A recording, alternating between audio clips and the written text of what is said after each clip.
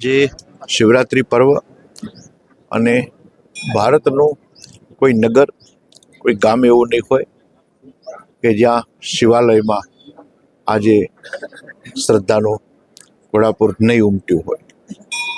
સૌથી વધારે હજુ પણ છેવાડાના પ્રદેશોમાં શિવ તત્વ નિર્દેશનનું જે કાર્ય જીવંત છે અને એમાં પણ આ વખતે સોરામાં સુગંધ પડે એવો વિષય એ બન્યો છે કે કુંભ મેળો અને ત્રિવેણી સ્નાન આણે જે ક્રાંતિ સર્જી છે એના કારણે પ્રત્યેક શિવાલયોમાં એક નવી ઉર્જા, નવો ઉમંગ, નવી શ્રદ્ધાનો સંચાર થયો છે.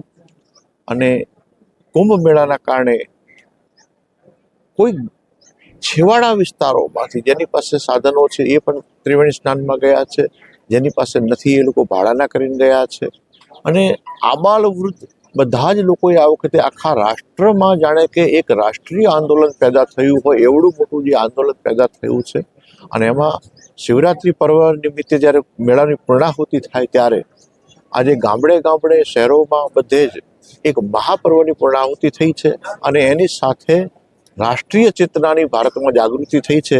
અને એ જે લહેર આવી છે એ ભવિષ્યમાં અને ભવિષ્યના ભારતને એક નવી રીતે વિશ્વ સામે પ્રગટ કરશે એવી ચોક્કસ કાશી વિશ્વનાથને પ્રાર્થના કરું છું. આજે અહીંયા બધા ભક્તો બધા લોકો અહીંયા આવીને દર્શન કર્યા છે અને બધા લોકોએ ભાવ પ્રગટ કર્યો છે. એમની સરાહના કરું છું અને શિવ ભક્તિ બધાનામાં પ્રગટ થાય એવી પ્રાર્થના કરું છું. કાશી વિશ્વનાથ.